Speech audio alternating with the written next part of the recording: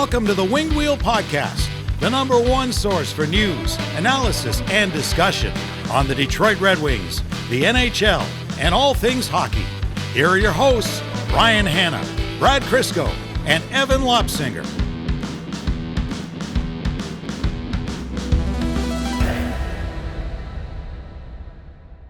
This is going to be a bad episode for thighs. God. Oh, you're wearing shorts. That's bold. Like really short. Not like really short, but they just ride up when I sit. Yep. Is that our open? Do we just use that as the open? Oh, no. Oh, yeah, that's that. This is going to be a bad episode for thighs is easily our spiciest open so far. It's going to be a great title, though. The all legs episode.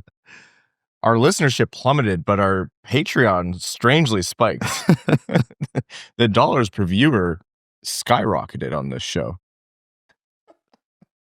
I was going to open by saying, like, it's the summer, as you can tell by Evan's glaring white thighs, but I was going to open with an off season. I messaged Evan the other day from the range saying I have terrible news.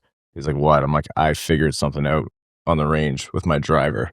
And Evan just sent the James Franco turning around winking gif. I'm like, yeah, I'm screwed. I know this is going to go so bad when we get out there.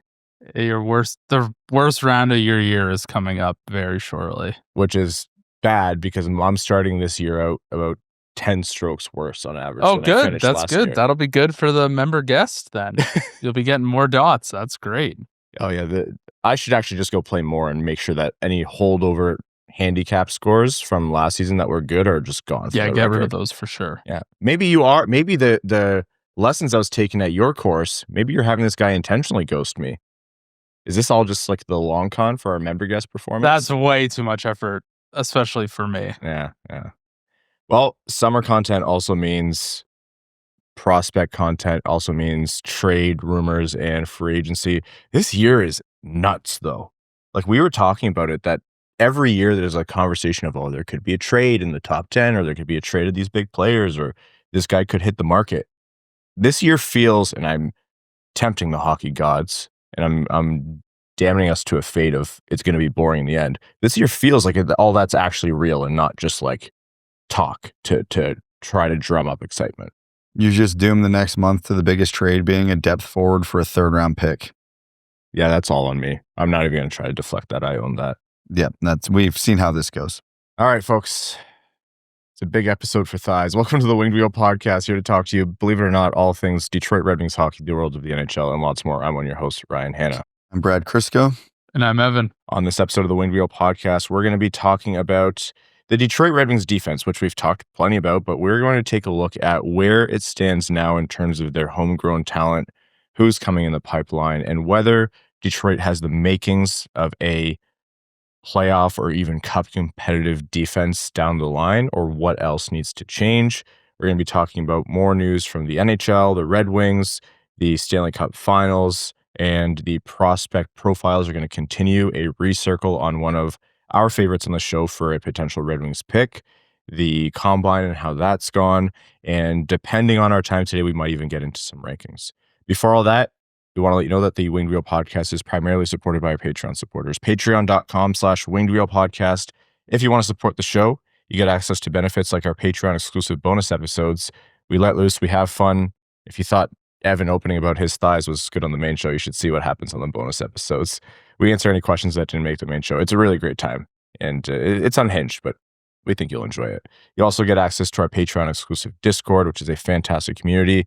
Additionally, you're automatically entered into all of our giveaways. We give away 2 tickets to every Detroit Red Wings home game in season directly to our Patreon supporters. And in the off season, we have a lot of fun stuff planned. So again, patreon.com/Winged Wheel Podcast. I also just realized we started uploading these in 4K on YouTube. And so someone's going to get 4K view of just exactly how little you've done leg days over the past year. It's 0. Yeah. The answer is 0.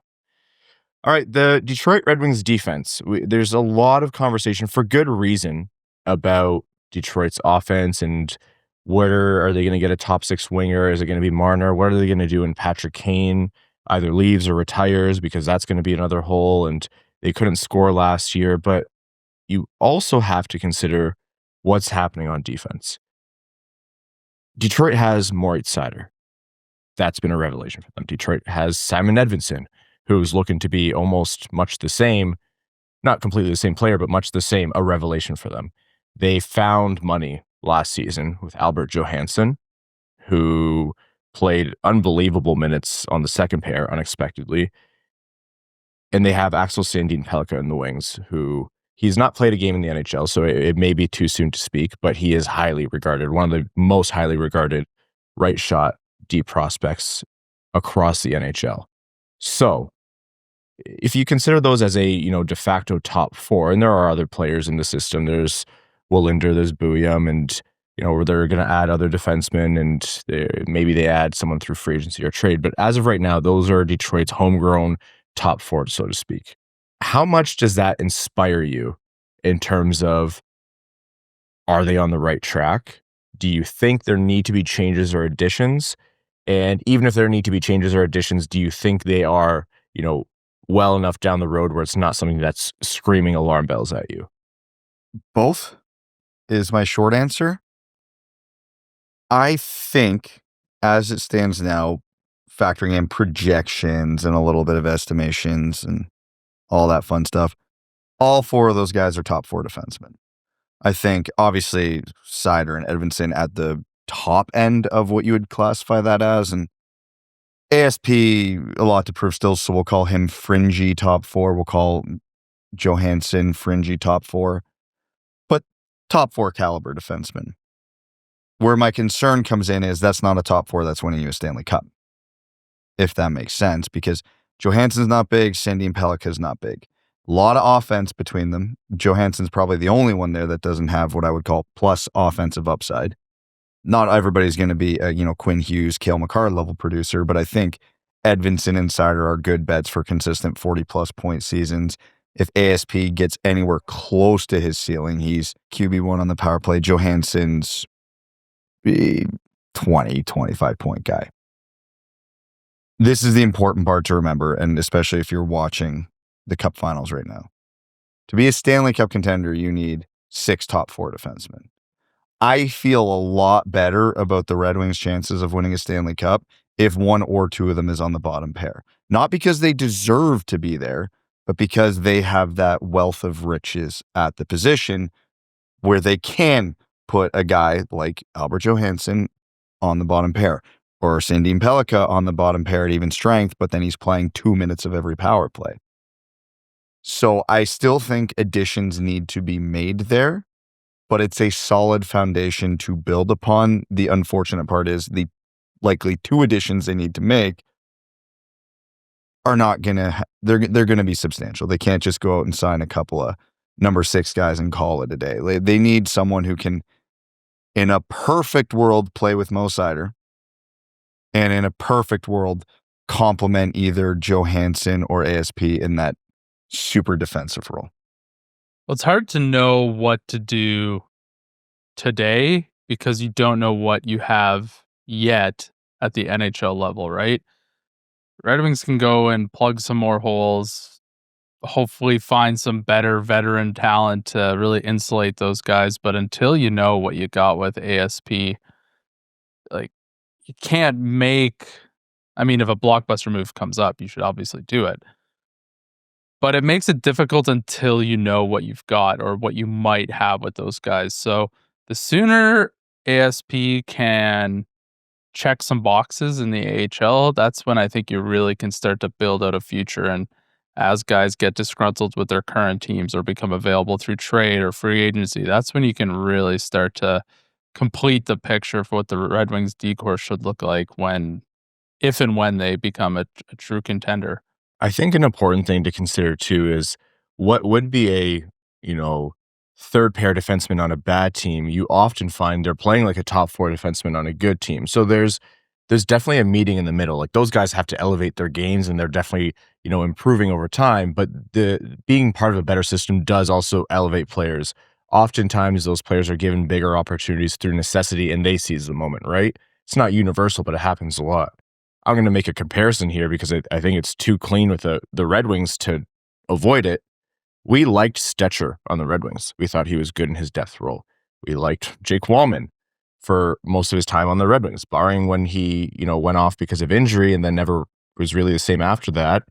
And obviously all the drama around the trade, but he was a good player for the Red Wings. I don't think either of them were at the level of what they're doing with the Edmonton Oilers right now. And I think their games have improved, but I also think they have been elevated by playing in a much better system with more talented players around them. So it's not like this all has to come in net additions externally, and it's going to be extremely hard to do. I think there's a bit of a snowball effect here. Like, look at guys like Mikkola in Florida. I think he's a fantastic defenseman. Is he that good on Utah? Is he that good on Chicago? Not as good as he's doing for Florida. So it's an important thing to consider as well. And I also really agree with what Evan said about Sandin Pellikka. You're not targeting another top-end right-shot defenseman.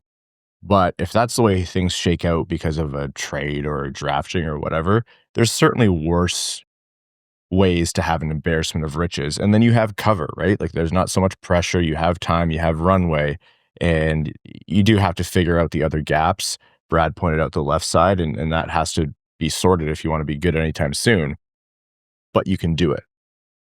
The problem that I see a little bit with that theory is, yes, I agree with if Aaron Ekblad's the only big free agent willing to sign with Detroit, yeah, right shot defense is probably, of all positions outside of goalie, the least of the Red Wings' long-term issues. But if that's all you can get, you don't have the luxury to say no. And then, yeah, like I said, it's kind of the Buffalo model, which hasn't worked, but they have their left side of the D set. Now they're just building around that. That could be Detroit just on their side. You have your 3 right D for the next 10 years. Just work around that. My catch is composition. We see it time and time again with the playoffs and the teams that go deep. They got a bunch of trees on defense. Johansson and Sandin Pellikka aren't big. Edvinsson and Seider check all the boxes you want to check there for, quote unquote playoff defensemen. Even Ben Sherratt, as he is now, I don't know if he extends at the end of the season, but in a depth role, checks all the boxes you would want in a playoff defenseman. I don't think you can have more than two guys, I should say, of Johansson and Sandin Pellikka's stature on defense and expect to make a lot of long playoff runs. And Wallinder and Bouillon are bigger boys than those two, but I wouldn't call either of them physically dominant. I think they can learn it. I think you could probably absorb one of them, but then that still leaves a giant hole in the top 6 for a big defenseman. Mm-hmm. And, we talk about what's going to come internal, external. I could very comfortably see 5 solutions for the Red Wings being internal, but I can't see a composition as the team stands right now where they're getting that top 4 left shot defenseman who can play great defense in a scenario like the Stanley Cup playoffs. So that's what it all keeps coming back to me. Because again, I like Wallinder. I like Bouillon. I like Bouillon a lot, actually. Obviously, Johansson, ASP, love all these guys. But when you put them all together, to me, it doesn't look like a defense group that is going to be able to do what Florida or Carolina or Edmonton or all these other consistently good teams can provide. I agree with you. I think that top 4 left shot D, or at the very least left side, right? Maybe someone's playing their offside, although I know the organization doesn't love that. I'm saying this with Johansson playing on the right side last year for so much, but you fill that gap, and then they're not far off though. Like, they don't have to be that far off. With the big question mark that Evan raised is Axel Sandin Pellikka. If you're talking short term, it's not going to be ASP. So that is the biggest hole. And that's why I hammer the Gavrikov thing. And that's why I hammer, like, it's not just all about adding the scoring. It's so important. We know from last year, Brad, you wouldn't shut up about it in the offseason previously, but it was correct. Like, they need to figure out the scoring. But this defense is so close to being no longer a drag and anchor. So if they can go out and spend the time and the money and the pitch to get the right person, like, it's been how long since the Red Wings are in a position to add one player and it could make the difference of whether or not they're in the playoffs? I think if the Red Wings add a true top 4 left shot defenseman. Make the rest of the offseason average. Like they don't land Marner, but maybe they do some smaller things that you don't know if it works out or not. I think they have a real shot better than the last 3 seasons of being in the playoffs to the point where I'm actually like maybe betting on it. I agree with your point fully. The only caveat I'll add is I think right defenseman also works in this scenario. Short term, yeah. Yeah, and I would even argue long term because, again, I don't think he's leaving Florida, but with the hometown connection, Ekblad might be on the table for the Red Wings. And then you can trot out Seider, Edvinsson, call it for this year Sherratt, Ekblad. Long term, maybe that is Johansson with Ekblad. And then you play Sandin Pellikka in a more sheltered 5-on-5 role, but an extreme power play role. There's a formula there that could absolutely work. So I do agree. They need that top 4 defenseman badly. I just wouldn't get pigeonholed by a lefty if, I'm not reaching for a lefty if there's a better righty available. How big of a change would it be for the rest of the roster if, the game of whack-a-mole that the Red Wings play, which is which one of the issues are popping up today? Is it the scoring? Is it the goaltending? Is it the defense? Is it all 3? Like, how huge would it be for this team if, like, most nights it was no longer the defense, which is what it is for the past, I don't know, since Lidstrom retired, essentially. Like, it would be massive for this team. And I know it's not a hot take, like, if the defense was better, the team would be better. But it's kind of like you have fewer fires to put out. You're not fighting on so many fronts.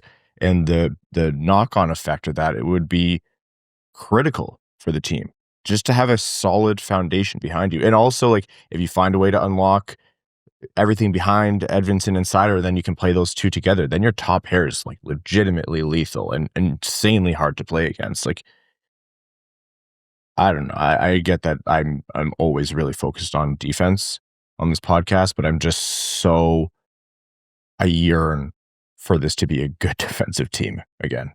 Well, your point is correct in the sense that, hey, if you get better players, you'll be better. It's, hard-hitting analysis over here. But my concern to that point specifically and why I beat they need offense before they get more defense drum is we've seen this defense largely underperform their expectation. And I think one of the biggest reasons for that is, and it's not their fault, they're overworked. They spend so much time in the D zone because any given night, 6 to 8 of the Red Wings forwards are just unable to maintain offensive zone time. If you have a mediocre defense, but you spend 70% of the game in the offensive zone, they're probably not going to get exposed all that much. But the Red Wings have the inverse of that. It just, if the Larkin line isn't on the ice, it feels like most of that shift is spent in the D zone. Because even Kane and DeBrincat, as sick as they are, a lot of their offense this year came off the rush. It wasn't sustained offensive zone pressure. Once Kasper got there, that obviously helped and changed a little bit. But I think one problem, again, radical take, one problem leads into another where, you trot out this year, Seider, Sherratt, Edvinsson, Johansson, and you tell them they're spending 35% of the game in the D zone versus 65 in the O zone. You think they're going to look different than they did last year? Mm-hmm. I think they're going to look dramatically different than they did last year. So I get what you're saying. And yes, another top 4 defenseman solves a lot of problems. And then you get one of those guys who were in the top 4 last year playing on the bottom pair to kind of level out and stabilize that pair. Phenomenal. Excellent.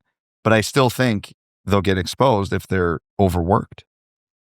Anyhow, well, it's going to be a focus. I know all the attention's on Marner and everyone else, but the defense is still going to be a focus, and for good reason. Okay, other bits of Red Wings news here as we move forward.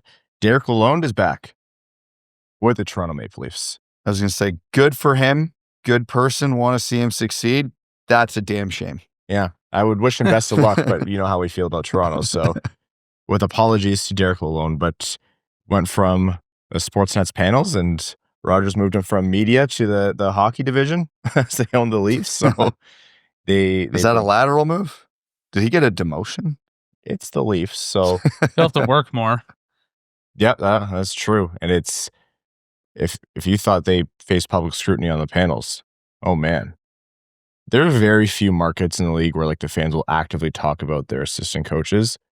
Toronto has like active discourse. Like they're insane. They have active discourse about their assistant coaches all season. Yeah, we can prove that point right now. Quick, everybody listening, what job does Jay Varady have with the Red Wings assistant coaches? He's gone. How many of you knew that?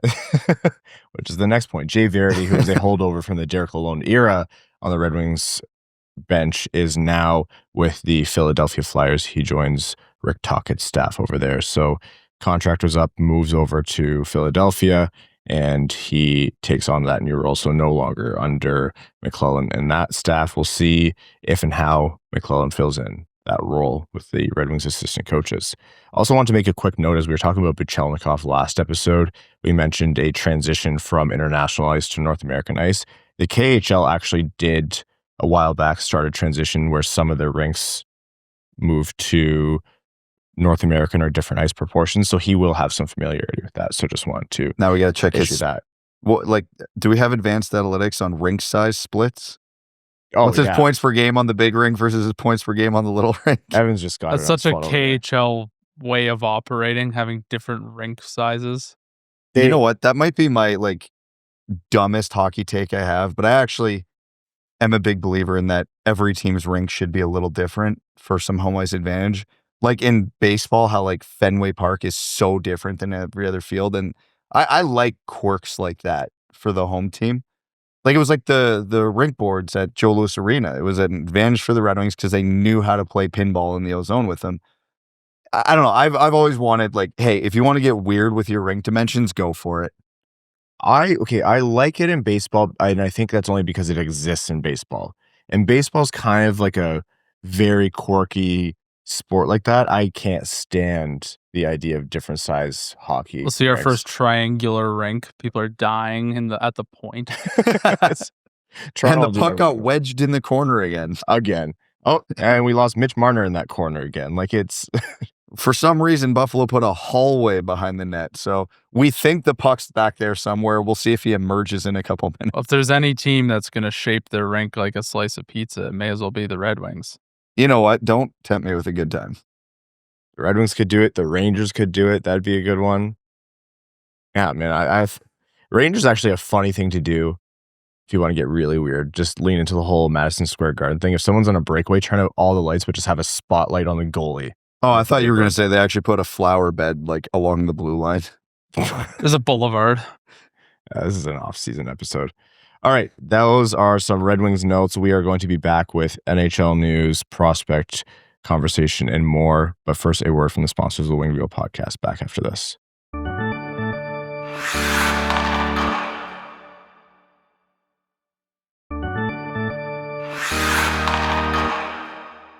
Stanley Cup Finals could not be closer.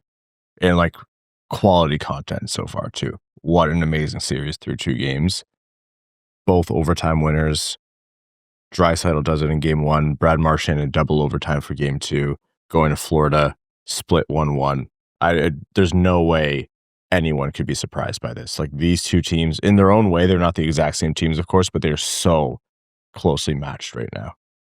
I'm actually struggling to think of a Stanley Cup final where the first 2 games were more entertaining than this. It's had everything. Sam Bennett just trying to kill goalies again, which is great. Brad Marchand, I'd say turning back the clock, but he's never really slowed down. Connor McDavid. If you can do that to Aaron Ekblad and Alexander Barkov, literally, what can't he do? I mean, it's just everything you could want at watching a hockey game. Even the moments where you're like, oh my God, I can't believe they called that retaliation, not the other, or I can't believe he got that penalty, or Bennett didn't get called for falling on Skinner, or whatever it was. Like, you might be pissed off if you're an Oilers or a Florida fan, but the games play out so much and there's so much happening. At no point do you feel like any team was robbed of a win. Like, there's been controversy, but not to the point where I think it's altered the ultimate outcome of a game in a way that's deserving. Does that make sense? Like, Bennett has done Bennett things. Everyone's like, oh, Ekholm made contact. Well, yeah, we can all see that Bennett's also just flopping like Free Willy onto Skinner every given opportunity. But I also think, the game that Florida won, that was a game that they deserved to win. Like, that's all just part of these two teams' cup finals so far. Do you know what the scoring chances were in game 2? 28-28. Seriously? Yep. This series, Corey Perry has the latest game-tying goal in Stanley Cup Final history. I love that we had the goalie interference controversy. Was at period 1 of game 1. Controversy in air quotes. That one seemed pretty cut and dry. If that wasn't Sam Bennett, it's not a debate. Like, literally tripped over Kulak's skate. Did he try? Did he try to stay on his feet? No, absolutely not. But I mean, he got tripped. It is what it is. Like, that's got to stand all day, every day. Again, if it's not Sam Bennett, I don't think people are freaking out about it. But that's crazy because it's Sam Bennett. So there is that asterisk on it, you know. But yeah, it's okay. Phenomenal. But the thing is, the Sam Bennett controversy and the way he's going just makes it better. Everybody needs a villain. Every good story has a villain, and he's embracing it, and I love him. And it's every conversation around him goes the same. Someone says, "Wow, that guy's an asshole." Everybody goes, "Yeah, but he's so good." Man, he's getting paid in a month. And his preference is to stay in Florida. It's been reported. But I honestly think like he is going to get some ridiculous offers this offseason to the point where you actually as a player have to think, okay, what's my earning potential? And if I have a $70 million contract on the table, can I afford to turn that down? Because this is ridiculous. He's playing like a guy. Max tweeted out, like he's playing like a guy who's going to get Conn Smythe votes if Florida wins, right? Like, yeah, actually, Barkov will always get votes. Who else would it be for Florida? Marchand's making a case now. Bobrovsky's been great, but he hasn't stolen any games like in a while, it feels like. If he continues on this scoring pace and impacting the game this way and Florida takes this, you'd have a hard time leaving him off the top 3 at the very least.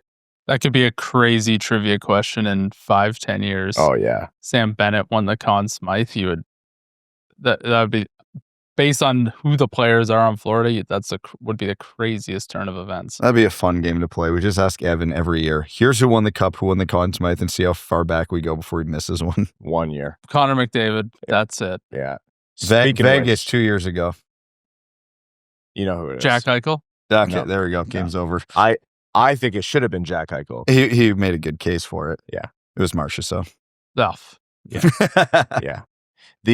The thing with McDavid, though, like I know I've said this before, that guy absolutely load managed in the season.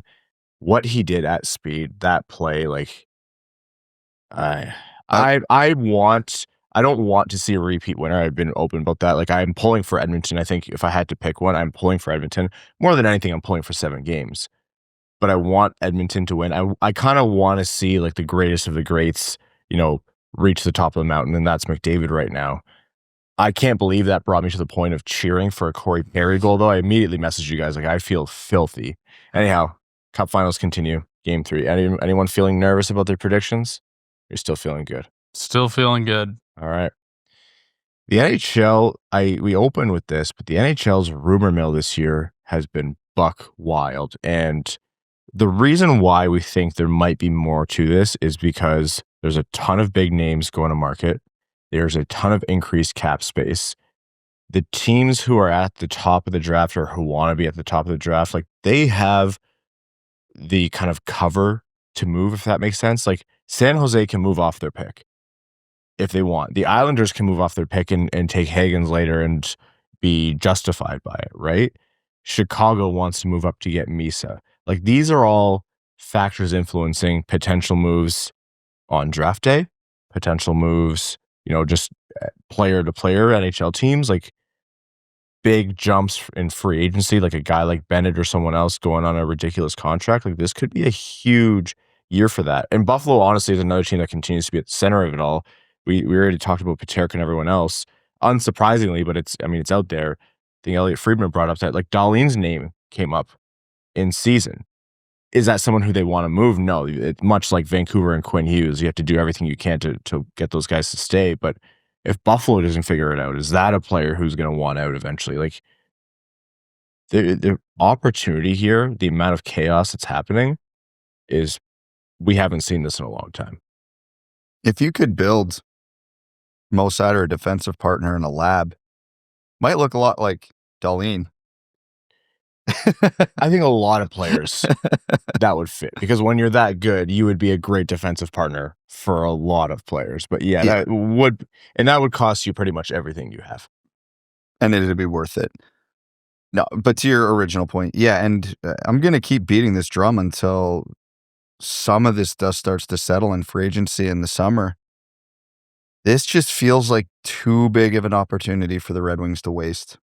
There's not, I struggle to believe there's ever going to be this much talent out there at one time again. Like, there's rumors coming out of Dallas that they're going to make radical changes. Be all over that. Even if it's just picking up Mason Marchment. Yeah, 100%. Like, find the market inefficiencies. It's yet to be seen, but with this much out there, strikes me as a buyer's market. Yeah, there's a lot of buyers out there and the demand is high, but when was the last time the market offered this much Seems like to that amount of buyers? It seems like teams that are right on the cusp of being a cup contender or like a finalist are teams who are looking to retool as well, right? Like, they're always looking to move in the margins or make big splashes. It feels like this summer, with the cap going up and projected to continue to go up, like, every team has a sense of reason as to why they should make a big move. Well, let's start with, I think, some of the notable ones here. We talked about Brady Martin, and like we said at the time, it's unlikely that he reaches the Red Wings. I think that's nearly a foregone conclusion at this point. Utah apparently loves Brady Martin. Utah's drafting 4th. Now, they could always try to trade back, but how far can you trade back? You think of where Ryan Leonard went. There's some comparable kind of vibes, archetype around the player maybe. If you want your guy, just go get your guy is kind of the motto in the NHL. I mean, the Red Wings have that with Mo Seider, and they're pretty justified in doing so. Is Brady Martin going at 4, or do you see a trade potentially here? Are they one of the teams that makes a move? So I was trying to think of, when was the last time a team in the top 10 just zeroed in on a guy like this, and did they trade back or not to do it? And the one I came up with, Mo Seider. Yeah. And we all heard the rumors. They couldn't trade back. They would have lost him to, I think it was Edmonton. Yeah, Ken Holland wanted him. So if Utah zeroed in on him, I think 6, 7, 8 are very real possibilities for him regardless. They might not be able to trade back. You might be able to, if I can't remember off the top of my head who's at 6 right now, maybe you take that gamble. But if you're that set on this guy, is a 2nd-round pick, which would be my guess, and the cost to move up there. Philadelphia, by the way, 6th. Yeah. Are you that set on getting a 2nd-round pick that you're going to absorb the risk of potentially losing your guy? Most teams would say no. They're like, we will forego the 2nd-round pick to guarantee we get this guy. And then you look at Chicago, who's drafting 3rd. They'll have an opportunity at Hagens or Frondell or whoever they want. Maybe they reach for a defenseman that isn't Schaefer, but I think smartly. They want to explore moving up for number 2, because that is expected to be Michael Misa, potentially. Does San Jose want to do that? Does San Jose want to try to move up to 1st to get Schaefer, which has also been out there? Like, it won't work out this way, but you could see everything jumbled. In San Jose, you think of all their young players. Chicago, you think of all their young players. Most of the times, these teams, they can't afford to be picky. They can't afford to say no to a Schaefer, say no to a Hagens, or say no to a Misa. But you have Bedard in there. You have Celebrini in there. The Islanders, they're just having a time, I guess. But like, you could potentially do this, and it would make sense for these teams. There's so much here in the top 3 that makes so much sense for each of these teams. And it's one of those moments where I'm pissed this is the NHL and not the NBA, because I could actually see it happening in the NBA. There's no way NHL GMs are creative enough to go. If you could pick one player in the draft that is absolutely what San Jose needs above all else, it's Matthew Schaefer. If you could pick one player in this draft above all else that is exactly what Chicago needs, It's Michael Misa. And let's remember again, who's probably the consensus third overall pick? Oh, yeah, the Long Island hometown hero, James Hagens. Who loves he has Islanders pajamas. Yeah, like he could recreate the John Tavares picture right now. That would do more numbers than any New York Islanders social media post in history. Yeah. The pettiness, the low-key shade, if they did that, the NHL is not nearly fun enough for that to happen. But a three-way trade where San Jose goes to 1, Chicago goes to 2, the Islanders drop to 3, makes insane sense for everybody. The Islanders also have a depleted prospect pool. They could use a secondary asset, whatever it is that they pick up, to drop to 3. This makes incredible sense for everybody. So I am 1,000% sure it's never going to happen. Would it be a fortune or not a fortune to readjust from an Islanders perspective? Because I can't really tell, it's like you're still getting a quality player, but why would the Islanders want to do that unless the price is massive? I think I agree with you, Evan, because much like trades, if you're trading the best player, you typically have a hard time winning the trade.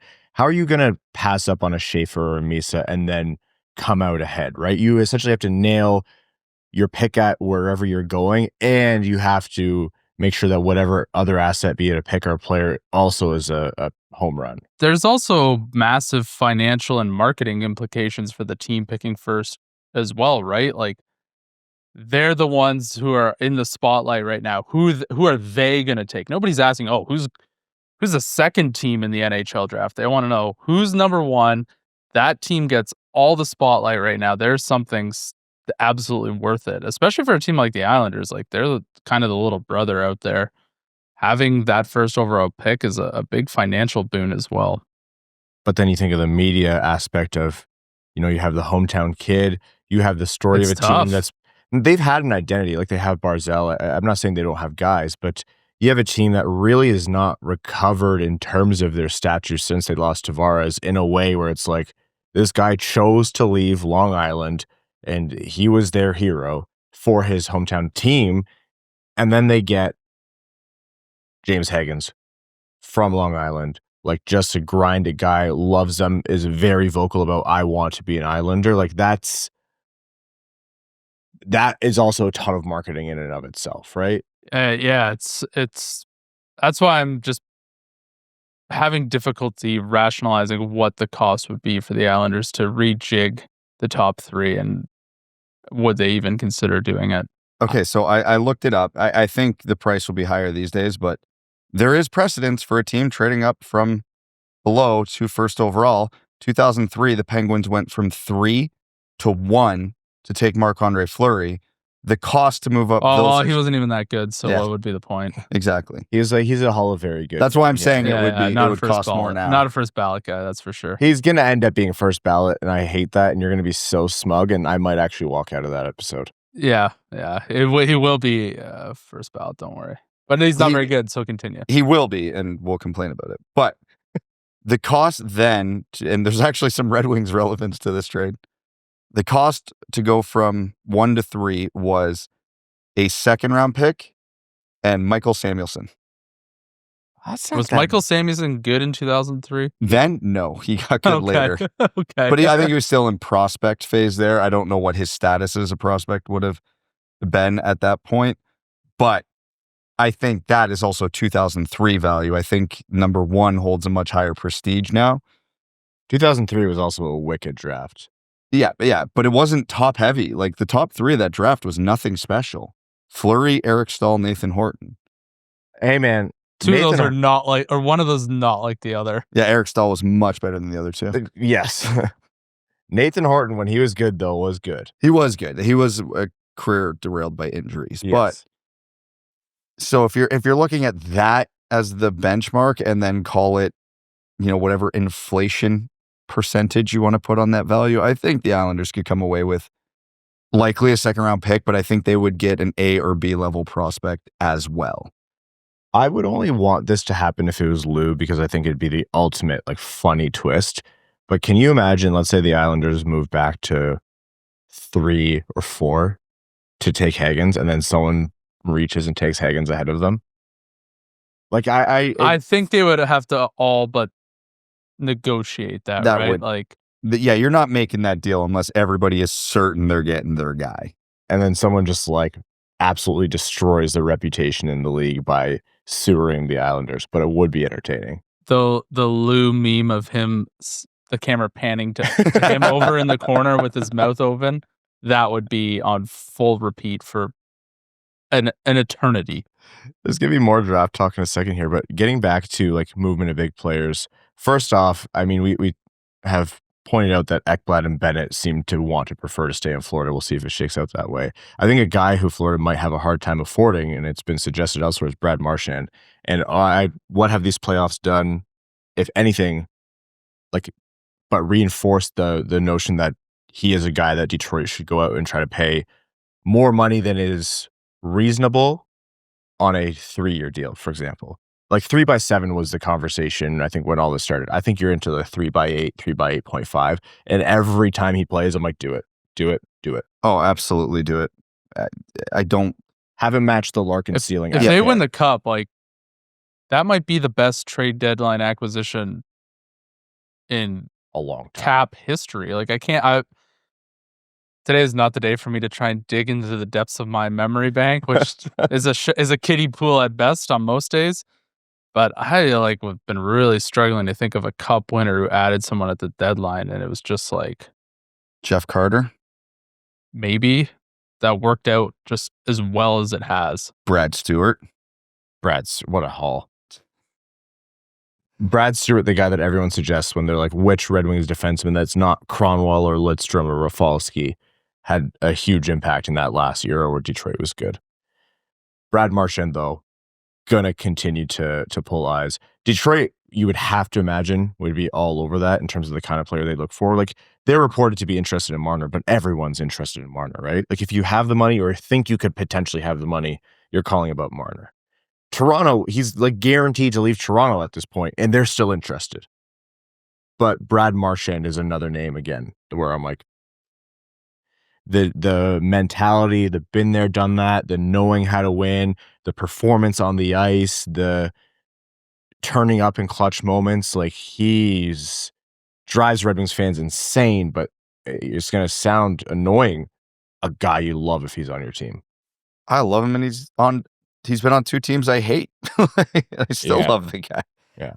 The thing with Brad Marchand is he's this stage in his career, he is going ring chasing for sure. Even if he has a 3x9 offer in front of him? Oh, yeah. Yeah. I have a feeling the deal he takes, unless Florida's in obviously an interesting situation with a lot of core pieces needing to be re-signed, but I wouldn't be shocked if he took a discount to stay in Florida. I think that would be the most Brad Marchand thing ever. It would piss off everyone once again, and he gets exactly what he wants. I wouldn't even be surprised if he goes back to Boston for like family reasons, right? Like, they're not going to be good, but at least he knows if he's not getting any, call it reasonable offers from cup contenders, he's just going to go back to where he's happy. As long as they don't make, I think this ice cream storyline is so played out. I'm like, man, this is the most boomer humor I've ever heard. This is the most annoying thing since spicy pork and broccoli. That's like, yeah, wow, they went to DQ. You want to know how many NHL players? You think that's cool? Try going 2 to 3 times a week like I do. I don't, but that's not even an impressive amount of times. Like, come on. Another player who, like we mentioned, Dahlin, and if Buffalo implodes, there's going to be like an exodus of good players, potentially. Like, if they can't impress Dahlin, he might go. Tuck might go. They could lose Peterka.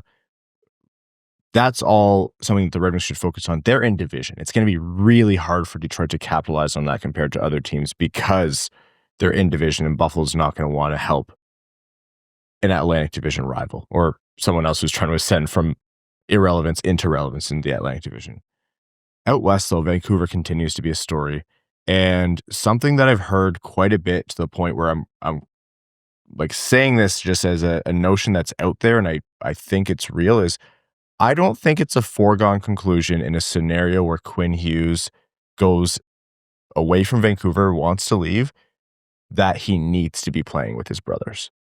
I've had it suggested multiple times that if it's just out east, that's sufficient. Not guaranteed. Like, obviously, New Jersey would be the ideal if he's leaving to, make the Hughes trio over there with the Devils. But if he leaves the Canucks, it's been suggested to me that as long as he's out east, then that's good enough. And I think Detroit would be all over that. They better be that. Hey, top 4 defenseman, that solves a lot of problems. Yeah, top 4 is Yeah, but he's not very bearing the lead a big, bit. so like he may as well. We'll They're out. figure that out. There's some joke in here about if Detroit trades a mid-first round pick for one of Vancouver's better defensemen that after the heroic thing. I don't know how to make that joke, but it's in there somewhere. Yeah, you throw your entire farm system at this trade if Vancouver's willing. My only skepticism on Detroit's involvement in this is understanding New Jersey has Jack and Luke. Nobody would outbid them if he actually goes to market, right? He'd probably be willing to sign a discount there to play with his brothers. An extension wouldn't even be a question. And obviously, if you have the opportunity to reunite those 3, like, if you're New Jersey, what are you taking off the table in a trade? Like, almost nothing. So it's possible, and I think you're right that a lot of teams are going to try, and I don't think it's a deal breaker, but I feel like it's almost an offer sheet scenario where Vancouver can get whatever offer they want and then give New Jersey the chance to match or beat it. All right.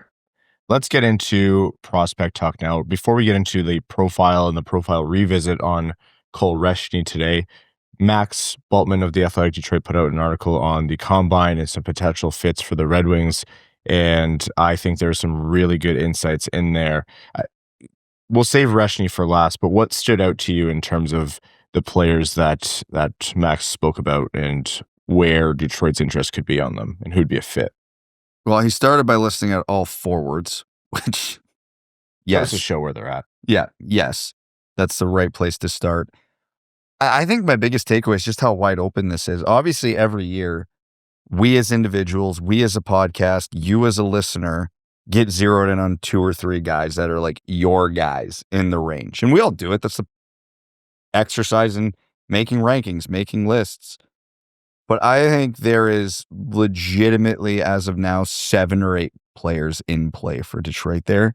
I think Detroit probably thinks there's 7 or 8 players in play there, depending on how their board shakes. And I think that I don't know how to, handicap this. I think size might be a priority, which every time I say that, I flinch. 2017. Absolutely flinch. But I think the way it's shaking out, that could be a thing. The more we talk about it, the more I'm intrigued by 2 players very specifically. And this isn't to exclude, Lakovic or Carbonneau or anyone else, but who I both think are very much in play. Very, very much in play. You might think Linden is like Anthony Mantha, but I do think he is Anthony Mantha. But what version? And Ekblad, of course, like if Ekland's there, then that completely changes a lot of teams' calculus.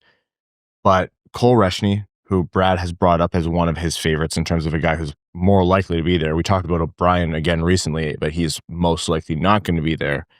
And then Carter Bear as well, who had that partial Achilles tear. And it's hard when you don't see the kids skating and working out the combine, and that's different. You don't want to, you have to take time to heal. And the news is good, but until you see it, teams are going to have a harder time believing it. But again, all the talent there and plays the game in a way that the Red Wings would love. So let's do the prospect profiles today on those 2. We'll start with Reschny. And Brad, I know you loved a lot of what he said that Max reported here. He used the word pissiness to describe his game. I'm all in. I'm absolutely all in. No, he's a smallish center, but a center. But even if you don't like him as a center, he's got a toolkit that can project to wing very nicely. As a left shot, which Detroit might be the only team in the league where they're actually lighter on left shots at both forward and D. Yeah, it's not really a common problem. Yeah, so that's actually a positive when talking about him with the Red Wings. But yeah, he plays with that tenacity. The thing that, again, if you want to isolate 2 things, why I get way more excited about him versus other prospects that are being compared in the same range to him. One, his rate of improvement as the season went on was staggering, which leads me to believe we might not have even seen the most of him yet. Had a pretty good but not spectacular first half of the season. Second half of the regular season, he was lights out, just dominant in the WHL. And then in the playoffs, I think he went off for 25 points in 11 games. In the playoffs. Undersized my ass. The junior circuit is the same as the NHL, where the physicality and all that rhetoric gets ramped up in the playoffs. Did not slow him down at all. In fact, he got better. And he's committed to an NCAA team, I forget which one off the top of my head, next season. So if you believe that his development could stagnate in the WHL, well, no problem there. He's upgrading. North Dakota. Fantastic program out there. Excellent development path for him. But the other part of this is if you compare him to a lot of the guys in this draft around him, Carbonneau, Carter Bear, who we're going to talk about, Roger McQueen, if you want to lump him in, those guys are all late birthdays. Reschny outproduced them all as a true 17-year-old going into this draft. He's a year younger than these guys. And his production was the best of the guys available. You know, I've talked to people who watched a lot of the Victoria Spokane series in the playoffs this year, and Spokane was a wagon this year.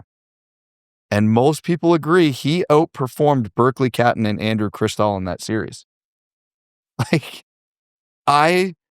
Every year there's one guy who I have my opinions on that I really like, and obviously it's no secret it's Reschny this year.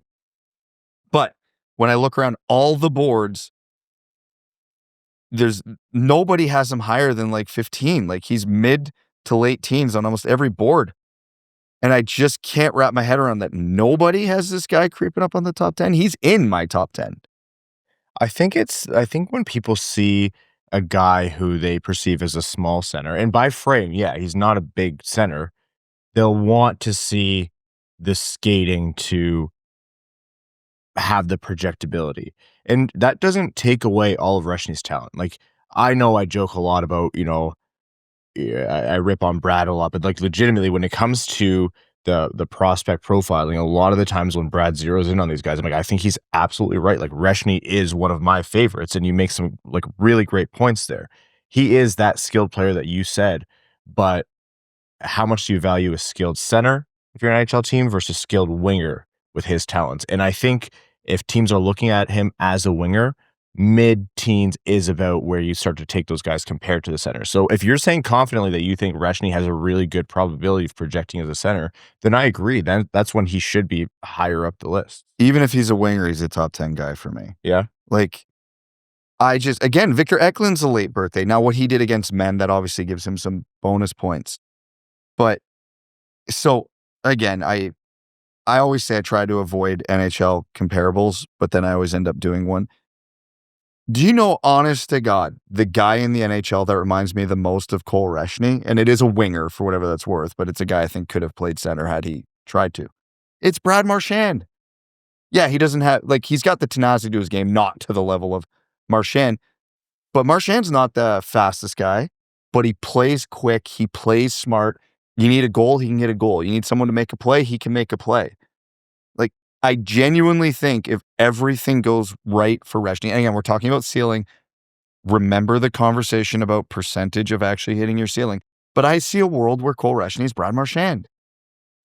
That's a top 10 pick all day, even as a winger. Yeah. I know I put more emphasis on it than most people, and it's totally not fair to the prospects we're talking about because they can't control their birthday. But the late birthday versus the non-late birthday, when you're talking about similar production, similar talent, similar eye test, it's a big deal to take the guy who's a year younger. That is a full year. Yeah, you can argue, well, they're only realistically, how many months apart. I don't care about that. These guys, the late birthdays have been playing with the 2006s growing up. Reschny's been playing with the 2007s. He's a full year of development behind them. And he's still, in my opinion, at this moment, better than almost all of the guys that we're comparing him to right now. Where are you at on Cole Reschny, Evan? I think he's right in the mix with all of the other guys. And, we can only really base it on his latest sample size, but playoffs into the U18s is... I didn't even talk about the U18s. Great point. He played with the best of the best, or, I would say most of the best, and had an excellent showing. So, if we talk about checking boxes, like, he's coming into the draft in as fine of form as you could possibly be. So I think the biggest downfall for him is his speed. Like, I think a lot of people get addicted to the high pace. Everybody's looking for the next Connor McDavid. They want the guys who could make plays at top speed, burn everybody, and he doesn't have that, but he's got literally everything else, and I don't even think his skating's that bad. No, it's not bad. I just want to say it's not like elite. He's not a burner by any means, but he's not a bad skater whatsoever. So yeah. I don't know why he sits so low in the draft rankings. Is everybody copying each other's homework? Maybe that's some of it as well. Like, you can only form so many opinions from previous viewings or lack of new sample size or new data points. I really like him as well. Like, he would be near the top of my list in terms of who the Red Wings would be picking for everything Brad just mentioned. And a big aspect to why he's lower down too is we see, like, a lot of people see the improvement over the course of his season is a very good thing. There are still people who are thinking, why was he bad up until Christmas, or not bad, but he just wasn't playing how he was. Brad went into detail on how he improved and played in really big moments to show that, this is who he really is. And that wasn't an aberration when his game really turned on. But they're going to be wondering, they're going to be asking coaches, scouts, teammates, family, friends, like, they're going to want to know, like, it was the same league. So what changed? And is that change real? Is he going to regress again? And I think that's what has potentially some scouts and teams skeptical. Although I will say, I think he's going to be a popular pick. Like, you look at what Max wrote that he said, like, he said, I'm playing fast. I'm playing with that edge. It's pretty cliche for some guys, but I think I play with a bit of pissiness, and that plays into my style, playing hard. I'm a centerman. I'm all around the ice. I think when I'm playing that way and I've got that confidence, I'm going and I'm a threat offensively. It's not really like a novel concept, but not every player will say, like, yeah, I want to go out there and win every battle and piss the other team off and play with that edge. Like, not every guy has that kind of mentality. So the first step to being that kind of player is having the mentality to be that kind of player. So if you think Cole Reschny with that frame and without suffering for talent can play that way, Brad's not wrong. That's potentially, I mean, it's a very idealistic comparison, but it's potentially a Brad Marchand mold there. Two things. One, why is he slipping down boards? I think you're going to see him rising soon. Because small. Like, look at how many big forwards are in the top 15 of this draft.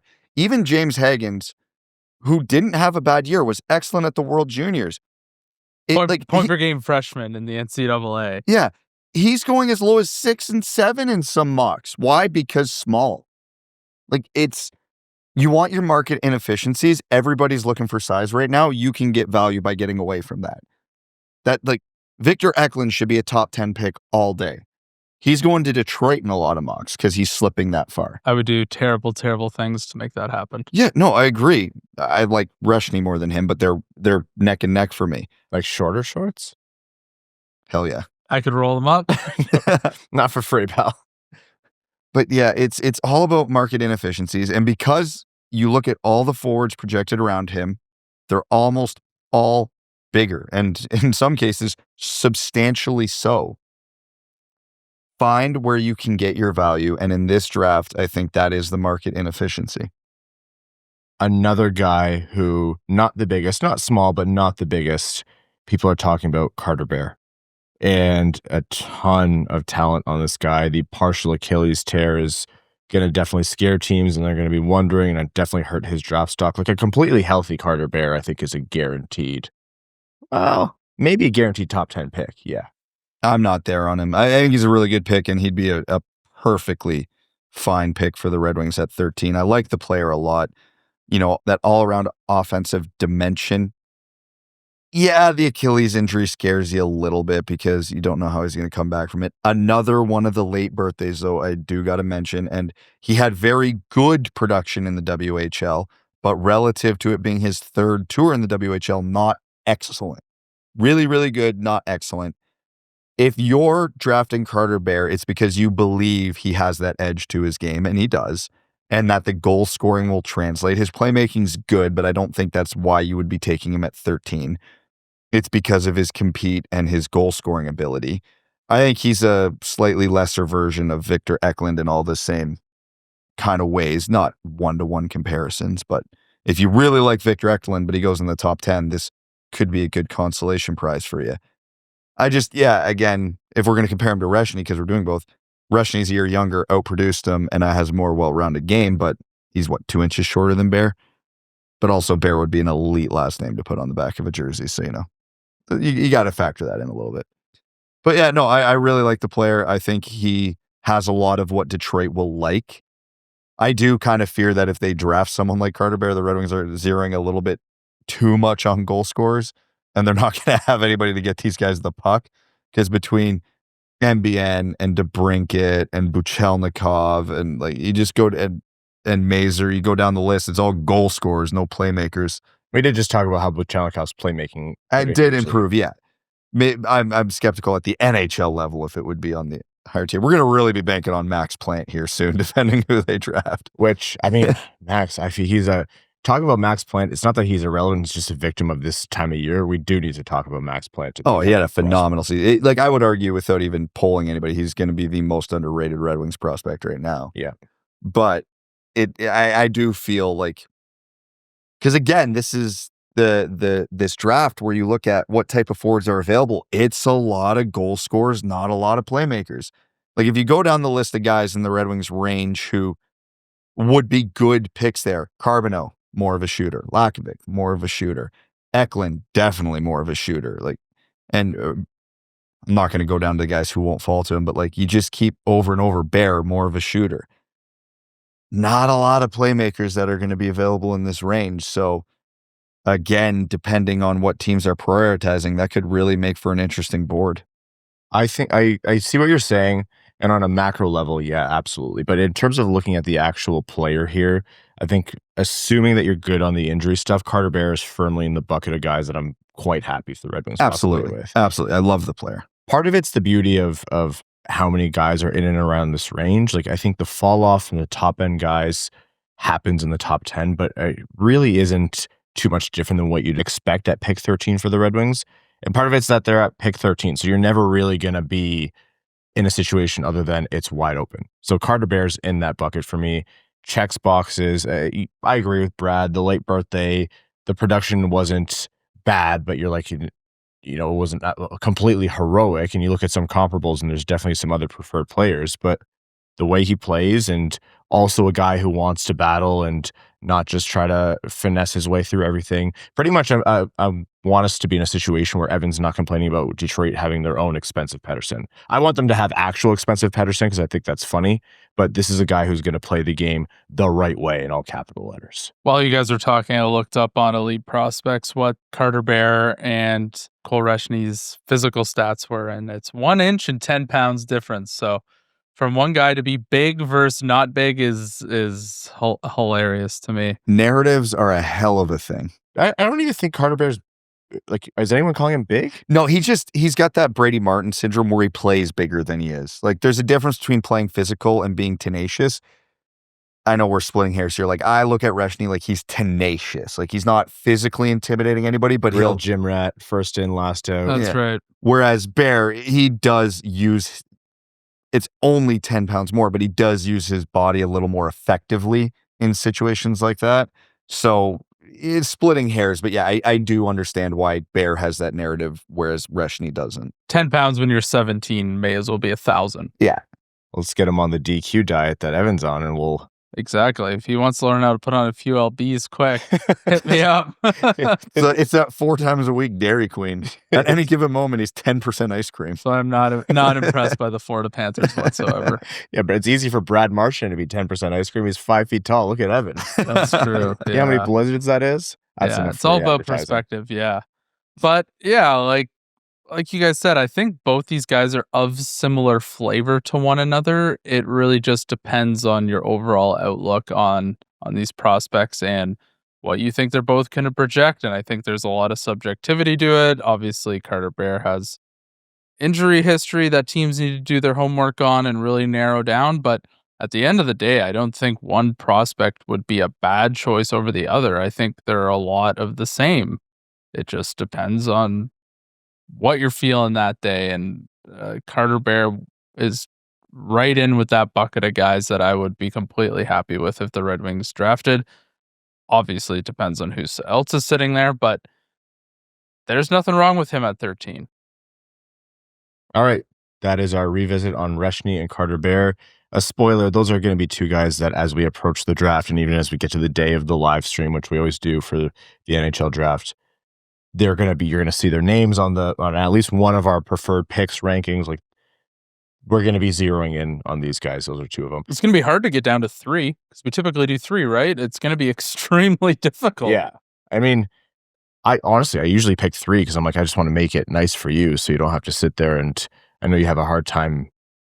You love to fence it every decision we give you. And so for you to rank, that's like the most torturous exercise we can give you. But you might go to 5 this year. And like, that's not to say Carbonneau or Lakovic, like those guys aren't. He won't be on my there. List. Because he's French, so the QMJHL. Yeah, yeah. It's been he's out. Was this feud? Did it start because Detroit has been burned by picks from the QMJHL, or is this older than that? It's both. Evan, it's me versus the French, and the Red Wings versus the French as well. Evan had to drive in Montreal once and was like, "That's it." Honestly, that is part of it. Yes. I'll tell you. They drive insane there. They drive like they have nothing to live for, but they are talented and they do it fast. Yeah, the lanes I feel like are a foot narrower in Quebec. Like I remember that one, I forget what it's called, the main highway that goes right through Montreal. One, they have not done an ounce of road work on that road since the 1960s. Well, if you go fast enough, you just go over the potholes. Yeah, that was my mistake. I took flight and I actually like passed 3 cars in the air. Yeah. But then I also was getting passed by 4 cars on the left as I was doing that. It's like the Jetsons or something. Man hydroplaning gets pulled over for going too slow in the left lane. All right, we're going to take a quick break here, and then when we're back, the final segment here on the Wing Wheel Podcast, back after this. We're going to overtime. Overtime is brought to you by our Patreon supporters, patreon.com/wingwheelpodcast. Again, if you want to support the show, the bonus episodes, the giveaway, the Discord, all of that and lots more, you allow us to do everything that we make possible in the Wing Wheel Podcast. We actually have something, a little bonus for you coming. We mentioned that we're going to do some draft rankings soon, and we are going to do that probably on the next episode. But in that vein, we have something else coming to the website as well soon. A small little fun addition in terms of content that we think you'll like. So stay tuned on that one.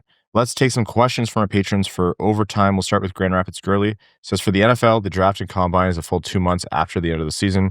Is there really a reason we can't have the draft in like August, particularly where the kids are largely not coming up in the first year?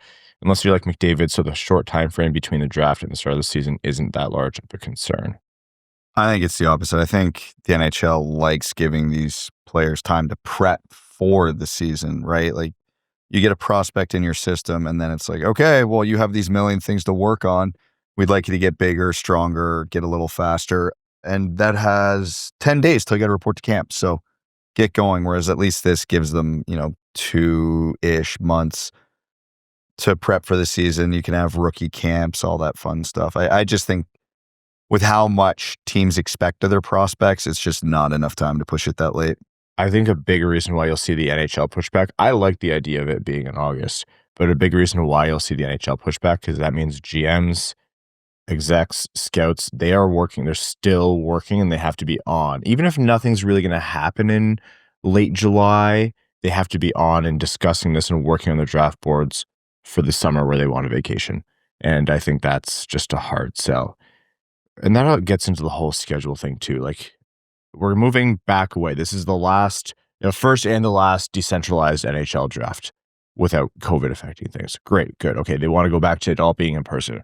I still don't understand why they don't build out a buffer. End things earlier, have the draft and free agency done before 4th of July and Canada Day long weekends. Everyone still gets to go out to the cottages, or kick it out, right? Like, it just drives me nuts. Well, we know the reason, because the only way to solve that is to push the season up, but they don't want to trip over the NFL any more than they already do. And that's the simplistic reason why. Hey, look, they're not adding more days in the year. I've checked a bunch of times. They do one day every 4 years, and that's it. So, like, you're going to run into the NFL, and the NFL is just adding games. You can't dodge it forever. Like, I shouldn't just say it's just the NFL, also the MLB. October baseball. I get it, but like, I know. They don't want to, they have to compete with playoff baseball now. They don't want to have to also compete with regular season baseball and even more NFL. And don't get me wrong, I don't think those are valid reasons. I would still move it up, but that is the reason they give. Rasmussen and Petrie on a 2-0 breakaway says, how should I properly calibrate my max plant hype? Timely question. Is it too early to say we have something here, or has he already elevated himself into the same tier as our best forward prospects? I don't know if he's at the tippy top of that list. Like, he's not in there with Danielson or MBN for me, but he's in the next tier, however you want to classify that. I fully agree. Yeah, fully agree. And I wouldn't, limit him there in terms of a ceiling either. I think he could ascend further. Our good friend Lars Thorzel says, hello, boys. Cole Reschny, Victor Ekblad, and Carter Bear are all there at pick 13. Who do you pick and why? Timely. Reschny.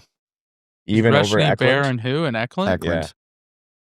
Oh, it's way closer than it would have been a month ago, I think. I'll go Ekblad, though.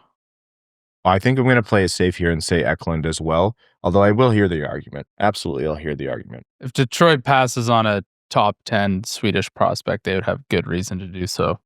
Yes, because they have all the tools over there in Europe to assess those guys. Yeah. Håkan Andersson being the foremost. Håkan Andersson just drafted a Swede.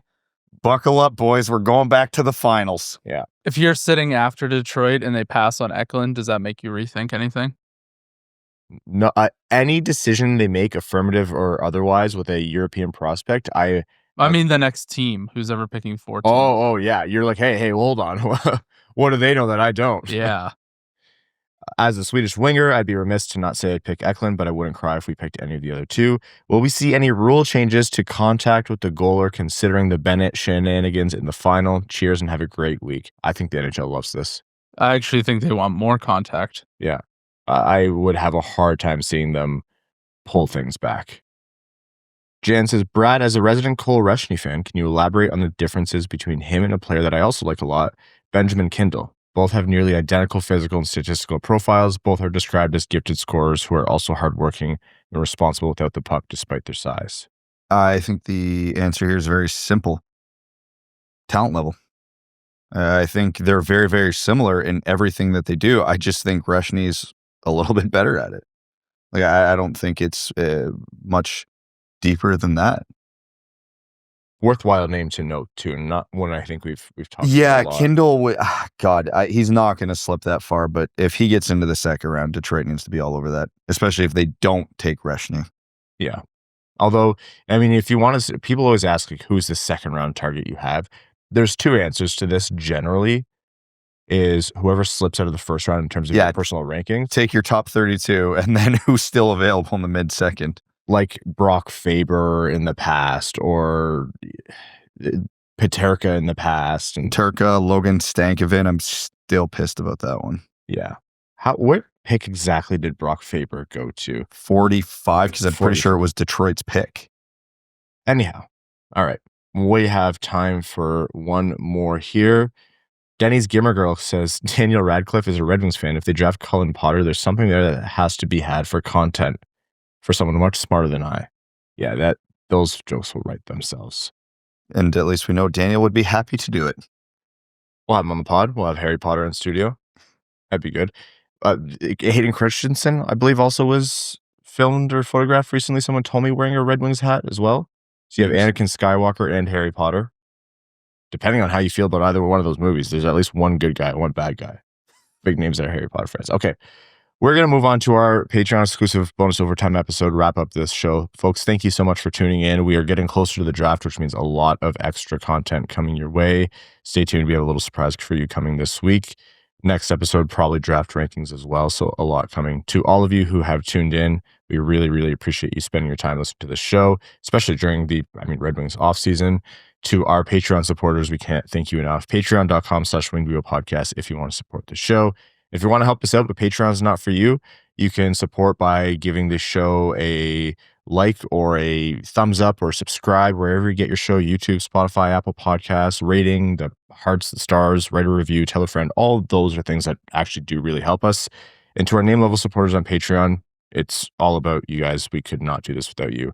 Arjun Shankar, Yves Bartels on behalf of the Sarah Grand Foundation, Jennifer Morris, Akeford, THL Champ, Samuel Soderholm, Icon, Glenn Brabham, Rain, Dano, Sea Lion, Matthew M. Rice, Adam Rose, Adam Suiza, Admiral Matt S. at the Cheeseback Navy, Alex Toger, Anna Sleeman, Asher Killian, Beer League Legend, Best James Bond, Bingo Bango, Brad and Evans, Only Toes Podcast. You have to add thighs to that today. Butts Carlton, new name level supporter, I think. Carl Brutinanoluski, CB55, Citizen High Five, Clip Clop Nene, Connor Scovey, Craig Kibble, Denny's Gamer Girl, Derek Instam, DJ Denton, Eric Hill, Give Blood Fight Probert, Grand Rapids Girly, Griffin God Creatives, Hockeytown Love, Hockeytown Matt, Hassam Al-Qassem, Jay Gollum, Jacob Turner, Jeff Pridemore, John Ingalls, Jonathan Miller, Kaylin Wood, Mark Hernandez, Marty, Matt McKay, Mr. Kuzi, Now I Have to Learn How to Click on a Macintosh, Podgy713, R.A., Roy Donk, Sam Bankson, Slim Smitty Cards, Stephen Ortlieb, That's What I Appreciate About You, Wallman's Elite Dancing D, Wings Fan in Chicago, Iser Playing Stan, Aaron Hudson, General Andy Bohan of the Cheesebag Army, A.A. Ron, All Motor No Hands, Ann Stanislavski, Axolotl, Sardine Pelican, Bellingham Acid Balls, Bex, C.E. Hayes, Chris Falunsky, Clay Adams, Commander Ben Barron of the Cheeseback Space Force, Connor Leighton, Corey Prida, Darren Fick, Drop the Puck, Dub After Dark, Dylan Larkin, Trade Sacrifice, Eric Nance, Evan Beckner, Evans Brown, Pomeranian, Frank Stanley, Gene Sullivan, Grabsky, Griffey Boy, James Pridemore, Johnny Page, Jeremiah Dobo, Jim, JM Rhapsody, Josh Yelchin, Kevin McCracken, Quaz, Linda Hull, Lonnie Zone, Lucas Raymond, Marco Kasper, the Task Manager, Matt Keeler, Mitch Minier, Ophelia, As Good As It Gets, Peter Swanson, new name level supporter, Peter Swanson. Welcome to the Dub Club. Thank you for your support. Rosie Posey, Roy Mudbutt, Ryan staying in the cuck chair. Well, that's going to live in there for me now. That was Brad's line. Steven, that other guy, the Hodag, the Hat 123, Tree Bucket, making a comeback there. Trent Thorough, our good friend, Wings fan of St. Louis, Scott, and your second favorite patron. Thank you all so very much. Off to overtime. Thanks for tuning in to the Winged Wheel Podcast. Be sure to visit wingedwheelpodcast.com, where you'll find links to subscribe to the show on Apple Podcasts, Spotify, YouTube, or wherever you get your podcasts. You'll also find ways to support the show, like Patreon, official podcast merchandise, and more. And don't forget to follow us on X at WingWheelPod, at Ryan Hanna, WWP, at Brad Crisco, and at Hockeytown Evan, as well as Winged Wheel Podcast on Instagram.